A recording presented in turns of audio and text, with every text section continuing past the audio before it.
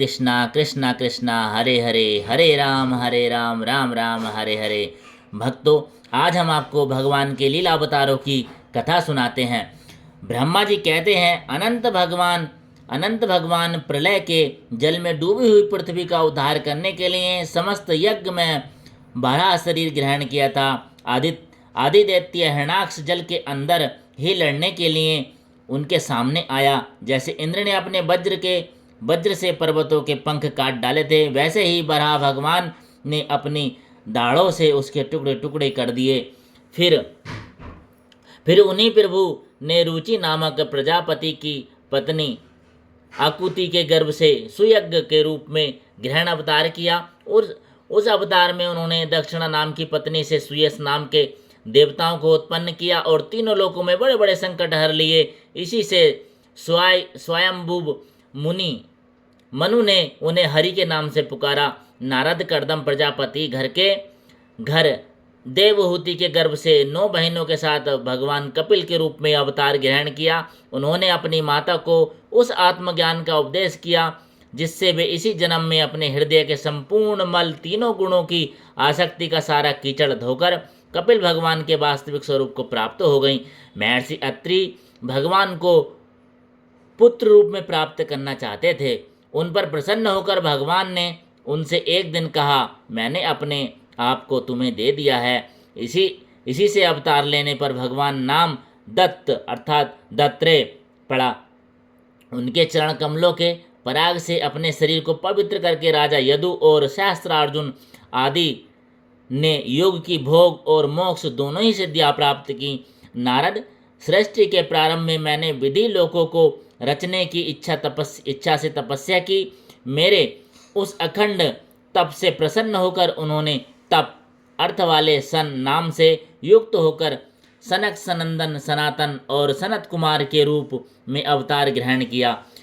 इस अवतारों में उन्होंने प्रलय के कारण पहले कल्प के भूले हुए आत्मज्ञान का ऋषियों के प्रति यथावत उपदेश किया, जिससे उन लोगों ने तत्काल परम तत्व का अपने हृदय में साक्षात कर लिया।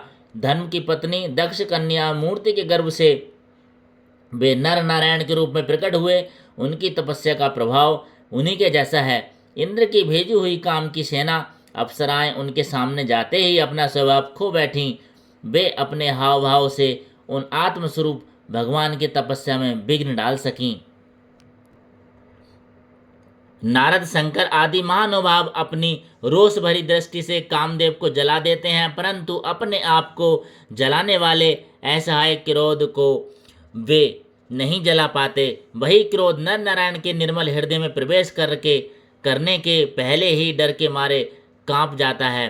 फिर भला उनके हृदय में काम का प्रवेश तो हो ही कैसे सकता है। अपने पिता राजा उत्तानपाद के पास बैठे हुए 5 वर्ष के बालक ध्रुव को उनकी सौतेली माता सुरुचि ने अपने वचन बाणों से बेध दिया था।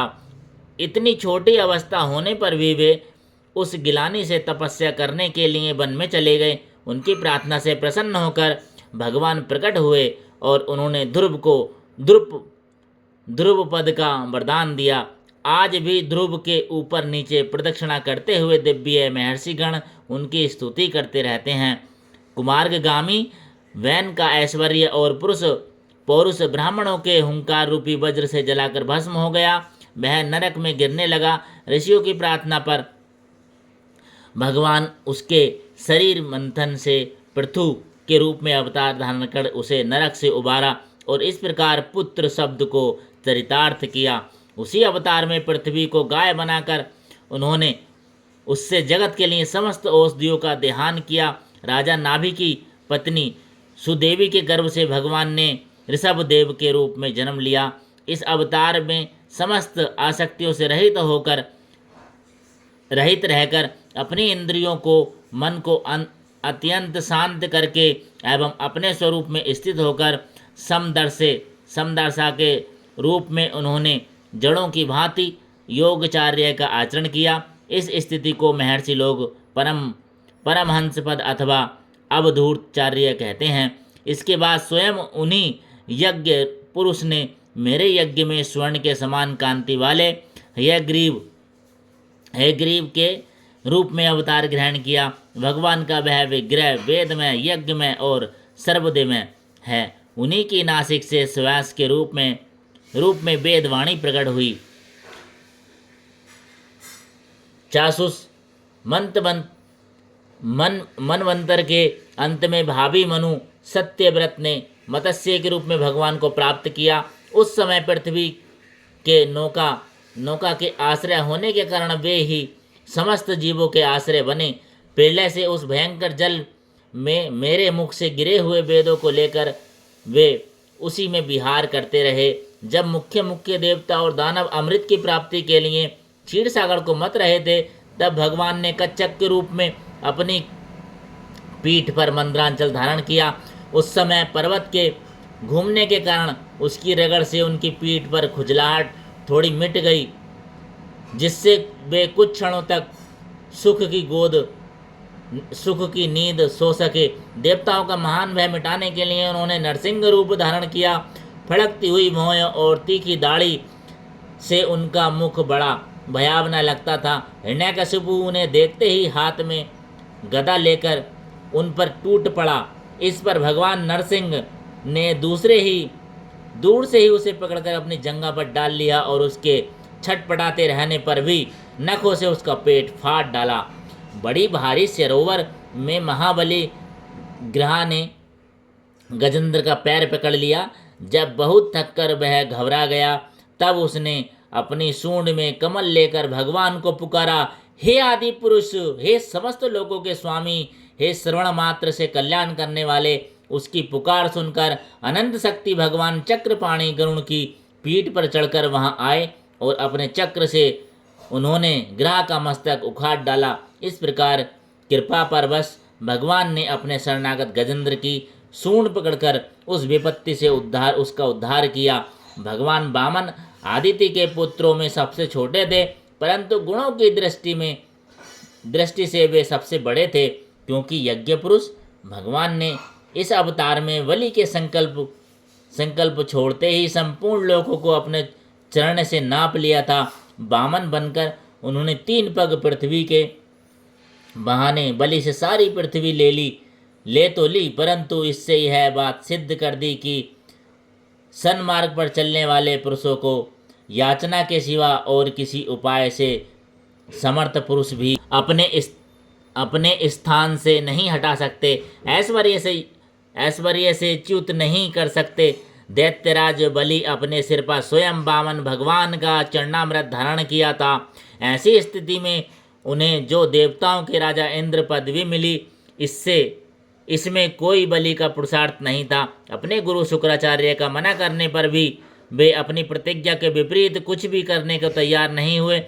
और तो क्या, भगवान का तीसरा पग पूरा करने के लिए उनके चरणों में सिर रखकर उन्होंने अपने आप को भी समर्पित कर दिया। नारद, तुम्हारे अत्यंत प्रेम भाव से परम प्रसन्न होकर हंस के रूप में भगवान ने तुम्हें योग, ज्ञान और आत्म तत्व को प्रकाशित करने वाले भगवत धर्म का उपदेश किया। वह केवल भगवान के शरणागत भक्तों को ही सुगमता से प्राप्त होता है। वे ही भगवान स्वयंभुव आदि मनमंत्रों के रूप में मनु के रूप में अवतार लेकर मनुवंश की रक्षा करते हुए 10 दिशाओं में अपने सुदर्शन चक्र के समान तेज से वे रोक टोक निष्कंटक राज्य करते हैं। तीनों लोकों के ऊपर सत्यलोक तक उनके चरित्र की कमनीय कीर्ति फैल जाती है और उसी रूप में वे समय समय पर पृथ्वी के भारभूत दृष्ट राजाओं का दमन भी करते रहते हैं। स्वानाम धन्य भगवान धनवंतरी अपने नाम से ही बड़े बड़े रोगियों के रोग तत्काल नष्ट कर देते हैं। उन्होंने अमृत पिलाकर देवताओं को अमर कर दिया और दैत्यों के कारण हरण किए हुए उनके यज्ञ भाग उन्हें फिर से दिला दिए। उन्होंने ही अवतार लेकर संसार में आयुर्वेद का प्रवर्तन किया। जब संसार में ब्राह्मण द्रोही आर्य मर्यादा का उल्लंघन करने वाले नारकीय क्षत्रिय अपने नाश के लिए ही देववश बढ़ जाते हैं और पृथ्वी कांटे बन जाते हैं, तब भगवान पराक्रमी परशुराम के रूप में अवतीर्ण होकर अपनी तीखी धार वाले फरसे से 21 बार उनका संहार करते हैं। मायापति भगवान पर भगवान हम पर अनुग्रह करने के लिए अपनी अपने कलाओं भरत शत्रुघ्न और लक्ष्मण के साथ श्री राम के रूप में इक्ष्वाकु वंश में अवतीर्ण होते हैं। इस अवतार में अपने पिता की आज्ञा का पालन करने के लिए अपनी पत्नी और भाई के साथ वे वन में निवास करते हैं। उसी समय उनके विरोध के कारण रावण उनके हाथों मरता है। त्रिपुर विमान को जलाने के लिए उद्धत शंकर के समान जिस समय भगवान राम शत्रु की नगरी लंका को भस्म करने के लिए समुद्र तट पर पहुंचते हैं, उस समय सीता के वियोग के कारण बढ़ी हुई क्रोधाग्नि से उनकी आंखें इतनी लाल हो जाती हैं कि उनकी दृष्टि से ही समुद्र, मगरमच्छ, सांप और ग्रह आदि जीव जलने लगते हैं और भय से थर थर कांपता हुआ समुद्र झटपट उन्हें मार्ग दे देता है। जब रावण की कठोर छाती से टकराकर इंद्र के वहन ऐरावत के दांत चूर चूर होकर चारों ओर फैल गए थे, जिससे दिशाएं सफेद हो गई थीं, तब दिग्विजयी रावण घमंड से फूलकर हंसने लगा था। वही रावण जब श्री रामचंद्र जी की पत्नी सीता को चुरा कर ले जाता है और लड़ाई के मैदान में उनसे लड़ने के लिए गर्वपूर्वक आता है, तब भगवान श्री राम के धनुष की टंकार से ही उसका वह घमंड प्राणों के साथ तत्क्षण विलीन हो जाता है। जिस समय झुंड के झुंड दैत्य पृथ्वी को रोन डालेंगे, उस समय उसका भार उतारने के लिए भगवान अपने सफ़ेद और काले केस से बलराम और श्री कृष्ण के रूप में अवतार ग्रहण करेंगे। वे अपनी महिमा को प्रकट करने वाले इतने अद्भुत चरित्र करेंगे कि संसार के मनुष्य उनकी लीलाओं का रहस्य बिल्कुल नहीं समझेंगे। बचपन में ही पूतना के प्राण हर लेना, 3 महीनों की अवस्था में पैर उछालकर बड़ी भारी छकड़ा उलट देना और घुटनों के बल चलते चलते आकाश को छूने वाले यमलार्जुन वन वृक्षों के बीच में जाकर उन्हें उखाड़ डालना, ये सब ऐसे कर्म हैं जिन्हें भगवान के सिवा और कोई दूसरा नहीं कर सकता। जब कालियानाग के विष से दूषित हुआ यमुना जल पीकर बछड़े और गोप बालक मर जाएंगे, तब वे अपनी सुधामयी कृपा दृष्टि की वर्षा से ही उन्हें जीवित कर देंगे और यमुना जल को शुद्ध करने के लिए वे उसमें विहार करेंगे और विष की शक्ति से जीव लपलपाते हुए कालियानाग को वहाँ से निकाल देंगे। उसी दिन रात को जब सब लोग वहीं यमुना तट पर सो जाएंगे और दावांगनी से आसपास का मुंजु का वन चारों ओर से जलने लगेगा, तब बलराम जी साथ के प्राण संकट में पड़े हुए ब्रजवासियों को उनकी आंखें बंद कराकर उस अग्नि से बचा लेंगे। उनकी यह लीला भी अलौकिक ही होगी। उनकी शक्ति वास्तव में अचिंतनीय है। उनकी माता उन्हें बांधने के लिए जो रस्सी लाएंगी वही उनके उदर में पूरी नहीं पड़ेगी, 2 अंगुल छोटी ही रह जाएगी। तब जम्भाई लेते समय श्री कृष्ण के मुख में 14 भुवन देखकर पहले तो यशोदा भयभीत हो जाएंगी, परंतु फिर वे संभल जाएंगी। वे नंद बाबा को अजगर के भय से और वरुण के पास से छुड़ाएंगे। मैं दानव का पुत्र व्योमासुर जब गोपाल को पहाड़ी की गुफाओं में बंद कर देगा, तब वे उन्हें भी वहां से बचा लाएंगे। गोकुल के लोगों को जो दिन भर तो काम धंधों में व्याकुल रहते हैं और रात को अत्यंत थक कर सो जाते हैं, साधनहीन होने पर भी वे अपने परम धाम में ले जाएंगे। निष्पाप नारद जब श्री कृष्ण की सलाह से गोप लोग इंद्र का यज्ञ बंद कर देंगे, तब इंद्र वज्र भूमि का नाश करने के लिए चारों ओर से मूसलाधार वर्षा करने लगेंगे। उससे उनकी तथा उनके पशुओं की रक्षा करने के लिए भगवान कृपा पर बस हो 7 वर्ष की अवस्था में ही 7 दिनों तक गोवर्धन पर्वत को एक ही हाथ के छत्रक पुष्प अर्थात कुकुरमुत्ते की तरह खेल खेल में ही धारण किए रहेंगे।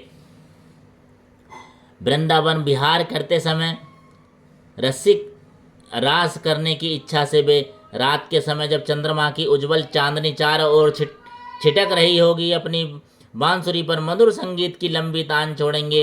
उससे प्रेम बस होकर आई हुई गोपियों को जब कुबेर का सेवक शंखचूर्ण हरण करेगा, तब वे उसका सिर उतार लेंगे। और भी बहुत से प्रलंबासुर, धैनकासुर, बकासुर, केसी, अरिष्टासुर और दैत्य चाणूर आदि पहलवान कुबल या पीड़ हाथी, कंस, कालियवन, भौमासुर, मिथ्यावासुदेव, साल्व, द्विविध, बानर, बल्व, दंतवक्त, राजा नग्न, जीत के 7 बैल, संबरासुर, विदुरथ और रुक्मणी आदि का काम्बोज, मत्स्य, कुरु, कैकय और सृंजय आदि देश के राजा लोग एवं जो भी योद्धा धनुष धारण करके युद्ध के मैदान में सामने आएगा, वे सब बलराम, भीमसेन और अर्जुन आदि नामों की आड़ में स्वयं भगवान के द्वारा मारे जाकर उन्हीं के धामों को चले जाएंगे। समय के फेर से लोगों की समझ काम हो जाती है, आयु भी कम होने लगती है और उस समय भगवान देखते हैं कि अब ये लोग मेरे तत्व को बतलाने वाली वेदवाणी को समझने में असमर्थ हो जाते हैं, तब प्रत्येक कल्प में सत्यवती के गर्भ से व्यास के रूप में प्रकट होकर वे वेद रूपी वृक्ष का विभिन्न शाखाओं के रूप में विभाजन कर देते हैं। देवताओं के शत्रु दैत्य लोग भी वेद मार्ग का सहारा लेकर मैदाना बन के बनाए हुए आदर्शीय वेग वाले नगर में रहकर लोगों का सत्यानाश करने लगेंगे। तब भगवान लोगों की बुद्धि में मोह और अत्यंत लोभ उत्पन्न करने वाला वेश धारण करके बुद्ध के रूप में बहुत से उपधर्मों का उपदेश करेंगे। कलयुग के अंत में जब सत्पुरुषों के घर भी भगवान की कथा होने में बाधा पड़ने लगेगी, तब ब्राह्मण, क्षत्रिय और वैश्य, पाखंडी और शूद्र राजा हो जाएंगे। यहाँ तक कि कहीं भी स्वाहा, स्वधा और वस्त्रकार की ध्वनि देवता पितरों के यज्ञ श्रद्धा की बात तक नहीं सुनाई पड़ेगी। तब कलयुग का शासन करने के लिए भगवान कल की अवतार ग्रहण करेंगे। जब संसार की रचना का समय होता है, तब तपस्या 9 प्रजापति, मारीची आदि ऋषि और मेरे रूप में जब सृष्टि की रक्षा का समय होता है, तब धर्म, विष्णु, मनु, देवता और राजाओं के रूप में, तथा जब सृष्टि के प्रलय का समय होता है, तब अधर्म, रुद्र तथा क्रोधवश नामक के सर्प एवं दैत्य आदि के रूप में सर्वशक्तिमान भगवान की माया विभूतियाँ ही प्रकट होती हैं। अपनी प्रतिभा के बल से पृथ्वी के एक धूलिकण को गिन चुकने पर भी जगत में ऐसा कौन पुरुष है जो भगवान की शक्तियों की गणना कर सके। जब वे त्रिविक्रम अवतार लेने पर त्रिलोक को नाप रहे थे, उस समय उनके चरणों के अदम्य वेग से प्रकृति रूप अंतिम आवरण से लेकर सत्यलोक तो सारा ब्रह्मांड कांपने लगा था। तब उन्होंने ही अपनी शक्ति से उसे स्थिर किया था। समस्त सृष्टि की रचना और संहार करने वाली माया उनकी एक शक्ति है। ऐसी ऐसी अनंत शक्तियों के आश्रय उनके स्वरूप को न मैं जानता हूँ और न वे तुम्हारे बड़े भाई सनकादि ही, फिर दूसरों का तो कहना ही क्या है। आदिदेव भगवान से सहस्त्र मुख से अब उनके गुणों का गायन करते आ रहे हैं, परंतु वे अब भी उसके अंत की कल्पना नहीं कर सके। इस प्रकार आज हमने आपको भगवान के लीला अवतारों की कथा सुनाई। ऐसे ही आपको कथा सुनने के लिए आप हमारे चैनल को सब्सक्राइब करें, वीडियो को लाइक, कमेंट, शेयर कर दें। श्रीमद् भागवत महापुराण के आपको जो प्रभु की कथाएं हैं, चर्चाएं हैं, लीलाएं हैं, वो हम आपको सुनाते रहेंगे। तो चैनल को सब्सक्राइब करे बिना नहीं जाएं और वीडियो को लाइक, कमेंट, शेयर जरूर कर दें। बोलो सत्यनारायण भगवान की जय, कृष्ण भगवान की जय।